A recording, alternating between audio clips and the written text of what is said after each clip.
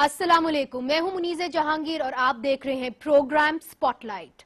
आज एमक्यूएम के star mayor ने 3 साल की खामोशी तोड़ते हुए एक धुआंधार प्रेस कॉन्फ्रेंस की, जिसके अंदर उन्होंने अल्ताफ हुसैन की धज्जियां बिखेर दी। उन्होंने ये कहा कि अल्ताफ हुसैन का गहरा ताल्लुक रॉ के साथ है। आइए देखते हैं उन्होंने और क्या इंकशाफात किए। ये कम्युनिटी मुहिब वतन कम्युनिटी थी, रॉ के एजेंट हो गई आज। जब उस वक्त के वजीर दाखिला को पता है तो क्या इस पाकिस्तानी एस्टेब्लिशमेंट को नहीं पता? क्या लोग पकड़े जा रहे हैं उनको नहीं पता? क्या इतने सारे पेपर्स लीक हुए, अब किसी से कोई छुपी हुई बात है? तो वो पाकिस्तानी एस्टेब्लिशमेंट तो एमक्यूएम के हर कारकुन को रॉ के एजेंट समझ रही है। पाकिस्तान की एस्टेब्लिशमेंट से कहता हूं, रिक्वेस्ट करता हूं कि कोई ऐसा लाएअमल बनाए। ये कोई भी रॉ का एजेंट नहीं बनेगा, ना बनना चाहता था, ना बनेगा। सबको मिसगाइड किया गया, सबको गलत किया गया, गलत बताया गया, सबको मिसगाइड। इन सबको वापस लाओ, इन माओ के इन बच्चों को इनकी माओ के पास भेजो यार। नाज़रीन, इसके बाद एमक्यूएम की राब्ता कमेटी ने एक जवाबी प्रेस कॉन्फ्रेंस की, जिसके अंदर लंदन से नदीम नुसरत साहब ने कहा कि ये इस्टेब्लिशमेंट की साजिश है और उन्होंने दावा किया कि इस्टेब्लिशमेंट से गुजारिश है कि मसले का हल FYZ नहीं है, सिर्फ और सिर्फ अल्ताफ हुसैन है। उन्होंने कहा कि इस्टेब्लिशमेंट को चाहिए इसके प्रॉक्सीज ना बनाए, नए लोगों को लड़ाने की साजिश मत करे, और अल्ताफ हुसैन की एक जेन्युइन सपोर्ट है और वो अपनी आवाम के साथ मुखलिस है। इस वक्त हमें ज्वाइन कर रहे हैं कमर जमान कायरा साहब, सीनियर रहनुमा है पाकिस्तान पीपल्स पार्टी के, ज़ियाउद्दीन साहब जो तज्जिया निगार है, सीनियर सहाफी हैं, वो भी हमें ज्वाइन कर रहे हैं। कमर जमान कायरा साहब, पाकिस्तान पीपल्स पार्टी इसको कैसे देख रही है? चूंकि इस वक्त हुकूमत आपकी है सिंध के अंदर, क्या आपको भी लग रहा है कि एमक्यूएम के खिलाफ साजिश हो रही है जिस तरह की एमक्यूएम समझती है? इस दफ़ा मुझे बड़ा सीरियस चार्ज लगा है। वैसे तो कोई नए इल्ज़ाम नहीं है, ये बात दुरुस्त है। ये वो इल्ज़ाम है जो इससे पहले भी मुख्तलिफ हवालों से सुने जाते रहे, मीडिया में लिखे गए इल्ज़ामात। वो राह के साथ ताल्लुक़ हो, हुकूमती सतह पर भी कहा गया, वो इनके मुसल्लह गैंग्स के साउथ अफ्रीका में या मुख्तलिफ जगहों पर उनकी प्लेसमेंट हो, कत्ल गारत के हवाले से, भत्ता के हवाले से, खालों से पैसे इकट्ठे करके भेजने के हवाले से, ये सारी बातें ऑलरेडी मोर और लेस मौजूद रही हैं। लेकिन इस दफ़ा जो दो बातें बड़ी अहम हुई, वो ये हैं कि एक तो जो बंदा कह रहा है वो कौन है। मुस्तफ़ा कमाल ने बहरहाल एक अच्छा नाम कमाया था, उनकी क्रेडिबिलिटी है, उनके ऊपर कोई ज़ाती इल्ज़ाम भी नहीं है और उनकी आवाज़ को लोग कुछ ना कुछ सुन सकते हैं। अभी क्या रिस्पॉन्स उनको मिलता है, क्योंकि उनका आज सारा का सारा फोकस मेजर जो था वो एमक्यूएम के या उर्दू स्पीकिंग लोग थे बेसिकली। अब वो उनको क्या रिस्पॉन्ड करते हैं, किस किस्म का उनको सहारा देते हैं, ये डिपेंड करेगा। आने वाले दिनों में उसका इजहारिया आ जाएगा सामने। लेकिन दूसरी बात यह है कि एमक्यूएम ने उसको जिस तरह रिस्पॉन्ड किया वो यही है, और बिल्कुल उनकी एक कामयाब टेक्निक है। वो उसको जवाब नहीं देंगे, वो उसको डाउन प्ले करेंगे और उनका फोकस होगा एक तो मीडिया कि जी आपने उसको बहुत ओवर प्ले किया, बड़ी ज्यादती की आपने, हमें मौका नहीं देते, उनको पूरा आपने, और बगैर सबूत के, और अल्ताफ हुसैन साहब को आप जो जवाब देना है उसका मौका नहीं दे रहे।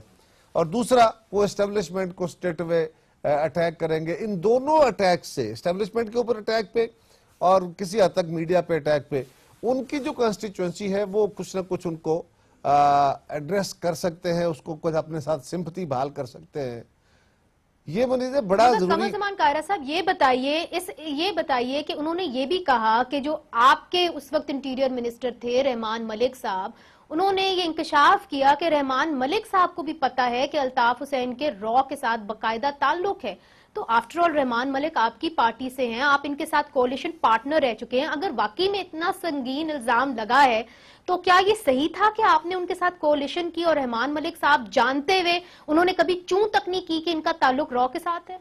दो बातें बड़ी अहम इसमें। एक बात तो ये कि ये इल्जाम है इनकी एक तरफ से, ये किसी जगह प्रूव नहीं हो गया कि हमने कोई गलती की, हमारे इल्म में था, एक एलिगेशन है। अब जब तक ये एलिगेशन किसी जगह इन्वेस्टिगेट होके किसी प्रोसीडिंग का हिस्सा बन के किसी अदालती फैसले से सर्टिफाई नहीं होता, ये इल्ज़ाम रहेगा, इसकी और कोई हैसियत नहीं होगी और ये इल्ज़ाम बहुत पुराना है। दूसरी बात, रहमान मलिक साहब के बारे में उन्होंने 2 बातें कही हैं। मलिक साहब ने उसकी तरदीद कर दी है कि ऐसा कुछ नहीं है। रही बात कि रहमान मलिक साहब अल्ताफ हुसैन साहब से मिलते रहे और वो उन्होंने कहा कि जी वो तो हमारी प्रेस रिलीजेस भी वही जारी कर देते थे, तो उसका मकसद ये है कि हमारी गवर्नमेंट का वो हिस्सा थे, कई दफ़ा अलग हुए, फिर साथ चले, फिर अलग हुए। हमने उस तलखी को ख़त्म करने के लिए जो कराची में और सिंध के अंदर मौजूद थी MQM के साथ बहुत कोशिश की है, और हमने पाकिस्तान भर से तलखी के खात्मे की कोशिश की, सियासी तलखी और तनाव को। लेकिन उस दौरान अल्ताफ हुसैन साहब से मुलाकात के लिए मलिक साहब बार बार गए।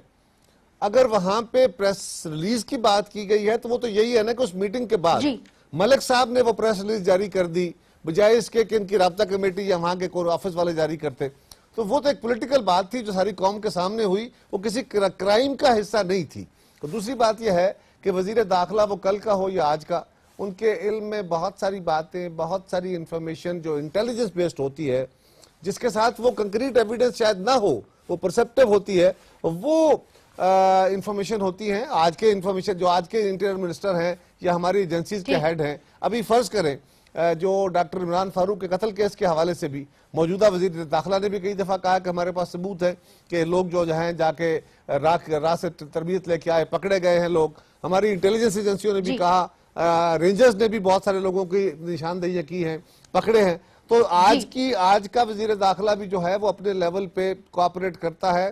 कल का वजीर दाखिला भी कुछ बातें अपने में रखता होगा, लेकिन वो हुकूमती सतह पे होती है, उसका कोई ताल्लुक हमारी जमात से या किसी बात को छुपाने से नहीं है। वो अगर कोई बात अहम थी तो उसके ऊपर अमल दरामद किया होगा, और अगर बात कोई सॉलिड एविडेंस बेस्ड नहीं होती। अच्छा, कता कलामी माफ कायरा साहब, मुझे यहाँ पे ज़िया साहब से भी राय लेनी है। ज़िया साहब, आप इस मसले को कैसे देखते हैं? जिस तरह कायरा साहब कह रहे हैं कि जी हमारी जमात का उस वजीर दाखिला से कोई खास ताल्लुक नहीं है, हमारी जमात सेपरेट है। मैंने ये नहीं कहा। मुझे वो मेरे वजीर दाखिला थे, बिल्कुल मेरी जमात से उनका ताल्लुक है, आज भी ताल्लुक है। मैंने ये कहा कि वजीर दाखिला बहुत सारी चीजें हुकूमत में रहते हुए उनके इल्म में होती हैं, और जहां जहां उसकी जरूरत होती है वो शेयरिंग भी करते हैं, उस पर अमल भी करते हैं।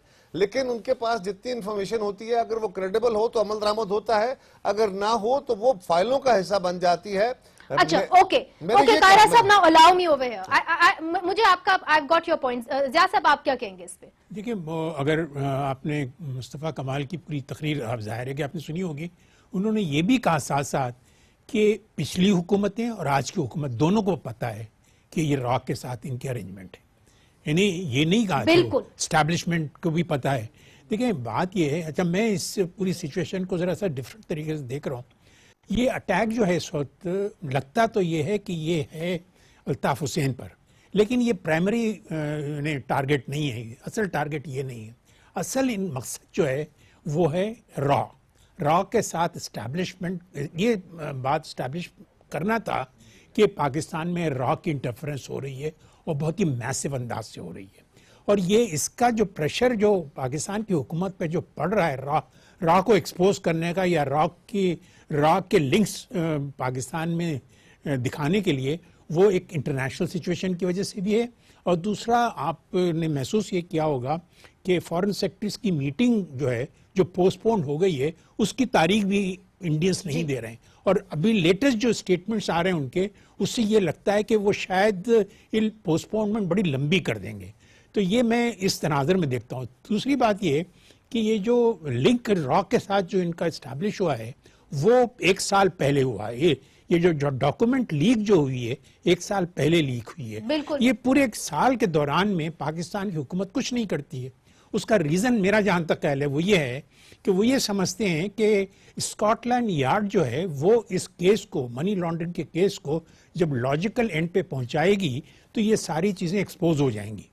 लेकिन अभी रिसेंटली ये भी देखा गया कि स्कॉटलैंड यार्ड ने इस केस को डिफ्यूज करने की कोशिश की है। महसूस यही हो रहा है। उसका रीज़न मुझे ये लगता है कि ब्रिटिश गवर्नमेंट ने शायद स्कॉटलैंड यार्ड से कहा हो, अंडर प्रेशर फ्रॉम इंडिया, कि भाई ये इस लिंक्स को हमारे या अपना दिखाएं। तो फिर हुकूमत पाकिस्तान के लिए ज़रूरी हो गया कि वो सरफराज मर्चेंट को लेकर आए 2 दिन पहले, और सरफराज मर्चेंट से इस लिंक को रिवाइव करवाएं, और ये रिवाइव करवाने के बाद मुस्तफ़ा कमाल आए यहाँ पर। अच्छा, अक्सर लोग ये कहते हैं कि एस्टैब्लिशमेंट का हाथ होगा इसमें, तो मैं एक सबूत आपको इस तरह से दूंगा कि भाई ये कह रहे हैं कि ये एक ऐसी इन्हें सिस्टम बनाना चाह रहे हैं हुकूमत में, प्रेसिडेंशियल सिस्टम लाना चाह रहे हैं। तो अयूब खान साहब कौन थे, ज़ियाउल हक साहब कौन थे, यहिया कौन थे, मुशर्रफ कौन थे, ये सारे के सारे प्रेसिडेंट्स थे। और ये हमेशा इस किस्म की जो थ्योरी आती है वो इस्टेब्लिशमेंट की तरफ से आती है कि पाकिस्तान में प्रेसिडेंशियल फॉर्म ऑफ गवर्नमेंट होनी चाहिए। और दूसरा है कि इन्होंने कोई पार्टी का नाम नहीं लिया और ये कहा कि हम और पाकिस्तान का फ्लैग दिखा दिया। तो that would mean तो ज़िया साहब, कतम कलामी माफ, मगर आप ये कह रहे हैं कि basically you by the argument that MQM ये कह रही है कि ये एस्टैब्लिशमेंट की साजिश है। जी, मैं एग्री करता हूँ। ये तो एमक्यूएम को हमेशा एस्टैब्लिशमेंट ने अपने ऑब्जेक्टिव्स के लिए इस्तेमाल किया है। मैं आपको तारीख बताऊं, आपको याद है? ज़िया साहब हमारे साथ इधर रिटायर्ड जनरल मुस्तफा साहब ने ज्वाइन किया। मैं आपकी जानिब फिर से आऊंगी, जरा उनका मौकफ ले लेते। जनरल साहब ये बताइए कि जो इल्जाम आया है, और यहाँ पे हमने देखा जिस तरह ज़िया साहब ने आपको तारीख भी बता दी कि एस्टैब्लिशमेंट का अमल दखल तो रहा है सियासत के अंदर, कौमी सियासत के अंदर, आप इसको कैसे देखते हैं? क्या हमें तो ऐसा लग रहा था कि अब एस्टैब्लिशमेंट जो है वो सिर्फ वजीरिस्तान के अंदर ऑपरेशन करेगी और मुल्क का दफा करेगी। ये जो इल्जामात आज आए हैं अल्ताफ हुसैन साहब के ऊपर जो इल्जाम लगे हैं, फिर रद्द अमल आया है, उसके बाद फिर से ये सवाल उठ गया कि क्या एस्टैब्लिशमेंट इनको लेके आई है? देखिए, क्या ये इल्जामात गलत हैं? क्या ये हमने अभी साबित कर लिया कि इल्जामात गलत हैं? क्या ये वही बातें नहीं हैं जो मीडिया में जेरे लब और बहुत सारे लोग ये बात करते रहे हैं पहले भी? अगर मुस्तफा कमाल साहब ने ओपनली ये बात की, मैं समझता हूँ कि शायद पहले शख्स हैं जिन्होंने ओपनली टीवी पे आकर स्क्रीन पे सारे जो भी इल्जामात हैं वो दोहराए हैं। तो एस्टैब्लिशमेंट्स को हम अगर इल्जाम मुर्द इल्जाम ठहराना चाहते हैं तो फिर तो एस्टैब्लिशमेंट बहुत सारी चीजों की इस इलाके में जिम्मेदार है। बहुत सारी हुकूमतों में उन्होंने रोल प्ले किया है, उसकी तरफ मैं जाना नहीं चाहूंगा। मैं सिर्फ आपकी तवज्जो दो तीन इश्यूजों की तरफ दिलाना चाहता हूँ।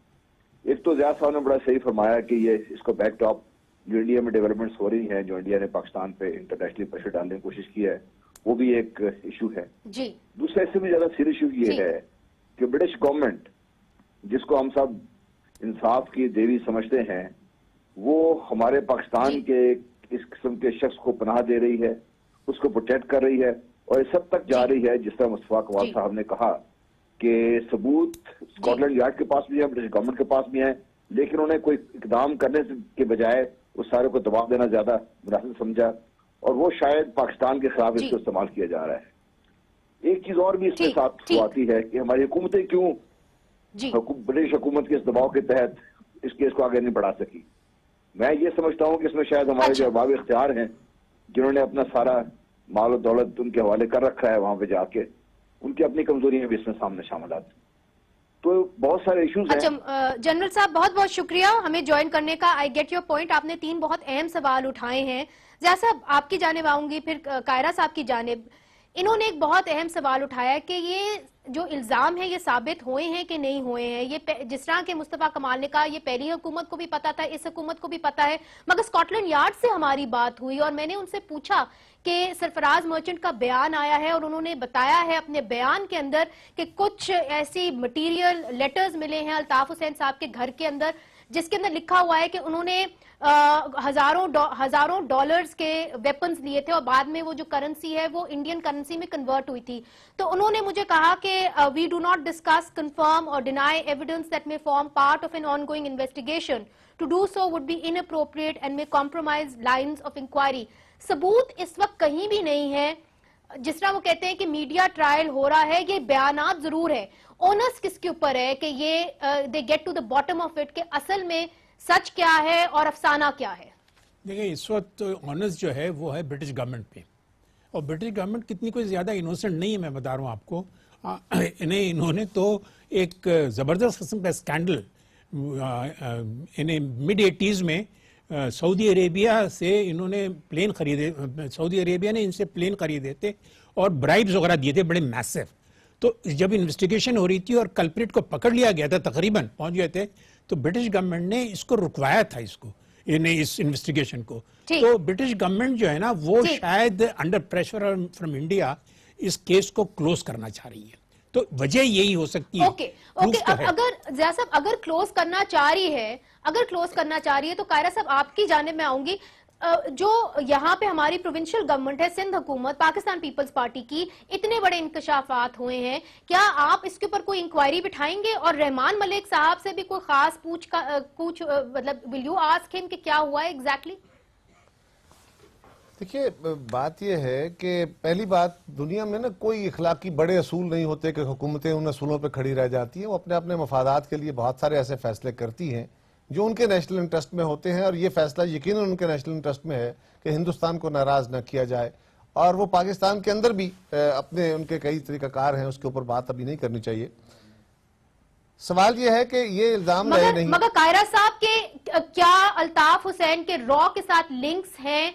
इसकी तहकीकात सिंध की हुकूमत करना पसंद करेगी? देखिए, पहली बात तो ये है कि अगर उनके रॉ के साथ ताल्लुक है तो ये फेडरल गवर्नमेंट का काम है, ये फेडरल डोमेन में आएगा। सिंध गवर्नमेंट को भी करना चाहिए।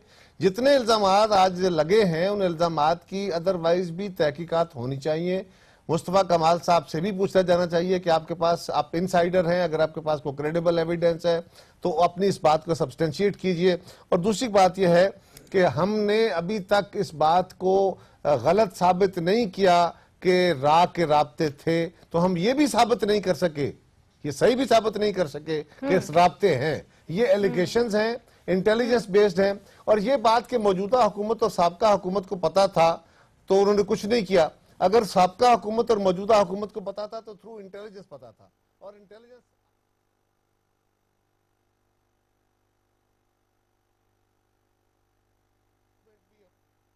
इसका मतलब है पाकिस्तान के मफाद के खिलाफ काम कर रहे हैं, कि जानते हुए कि वह कोई रा का एजेंट है या काम कर रहा है और मसलहत के तहत खामोश है। क्या ये सब मिले जुले हैं? ये बड़ा अजीब से सवाल है। सवाल तो मुझे आपसे करना चाहिए कि क्या आप मिले जुले हैं? आप ऐसा है नहीं, मैं तो यही कह रहा हूं कि ऐसा है नहीं। करते देखिए, ऐसा है नहीं, आप सब आप समझते हैं कि ऐसा है नहीं। ठीक है ज़िया साहब, जब मैंने आपसे बात की थी इस प्रोग्राम के बारे में तो आपने कहा कि ये सब कुछ मैंने पहले भी देखा है। आपका क्या मतलब था कि ये सब कुछ आपने पहले भी देखा है? देखो, 1992 में इन पे इनको इन्हें स्प्लिट करने की कोशिश की गई थी एमक्यूएम को, और उस वक्त भी चार्जेस यही लगे थे कि ये रॉ के एजेंट हैं। फिर 1996 में भी इन पे तकरीबन प्रोसिक्यूशन हुआ था बड़ा मैसिव तरीके से। और आपको मैं बताऊं, ये गौस अली शाह ने एक दफ़ा कहा था कि ये एमक्यूएम तो हमने बनाई है जनरल ज़िया-उल-हक के कहने पर। तो इसको एमक्यूएम को इन्होंने इस्टेब्लिशमेंट ने जब चाहा इस्तेमाल किया, और जब देखा कि इनके हाथ से निकल रहे तो फिर इनके साथ इस किस्म की हरकतें उन्होंने की हैं, इन्हें स्प्लिट करने की, इनको मारने की, इनको प्रोसिक्यूट करने की। तो ये मिसाल के तौर पे आपको याद होगा नेमतुल्लाह को जो मेयर बनाया था। कंक्लूड कर दीजिए, प्रोग्राम का वक्त बिल्कुल खत्म हो गया है, एक सेंटेंस में कंक्लूड कर दीजिए। क्या आपको लगता है कि मुस्तफा कमाल की इस प्रेस कॉन्फ्रेंस पे एमक्यूएम की सियासत के ऊपर कोई असर पड़ेगा कि ये जिस तरह जैसे कहते हैं फारूक सत्तार साहब ने कहा कि ये अपने जड़ों से निकल गए हैं और ये बात इसी तरह बह जाएगी जिस तरह बाकी लोग बह गए हैं? नहीं, एमक्यूएम को सिर्फ कट टू साइज किया जाना होगा मकसद। एमक्यूएम को खत्म करने की कोई मेरे ख्याल से कोई कोशिश नहीं है, वरना ये लोकल बॉडीज इलेक्शन से पहले इनको लेकर आते और कोई मैनिपुलेट करते लोकल बॉडीज को। जी ओके, बहुत बहुत शुक्रिया कमर जमान कायरा साहब, ज़ियाउद्दीन साहब, रिटायर्ड जनरल मुस्तफा साहब। I am sorry, this is all the time that we have. कल फिर मिलेंगे, आज के लिए इजाजत दीजिए, खुदा हाफिज।